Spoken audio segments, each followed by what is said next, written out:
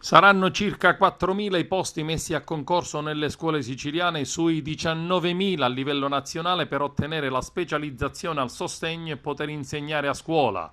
Un riconoscimento importante che favorisce l'occupazione in Sicilia e consentirà ai 4.000 docenti di ruolo precari di acquisire la specializzazione richiesta per l'insegnamento agli alunni disabili.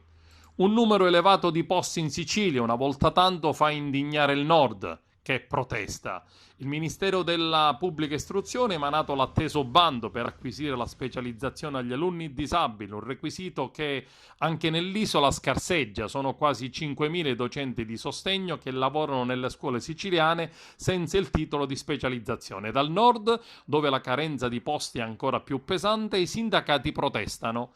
Gli alunni sono tutti uguali, dichiarano i sindacalisti della CISL in Lombardia. Siamo contenti per quelli siciliani, ma vorremmo che anche quelli lombardi possano avere docenti specializzati. In Lombardia, dove lavorano quasi 18.000 docenti di sostegno privi di titolo, sono stati assegnati 1.090 posti, meno di un quarto di quelli arrivati in Sicilia, che da sola gestirà più posti di quelli affidati a tutte le regioni settentrionali. Saranno le università infatti ad organizzare i corsi. Per l'accesso è previsto un test di ammissione che si svolgerà il 2 aprile per coloro che ambiscono ad insegnare alla scuola primaria e nella scuola dell'infanzia. Il giorno successivo, il 3 aprile, per chi vuole insegnare alla media e alla scuola superiore. Superato il test, occorrerà seguire un corso obbligatorio e dare gli esami. Costo complessivo intorno ai 4.000 euro.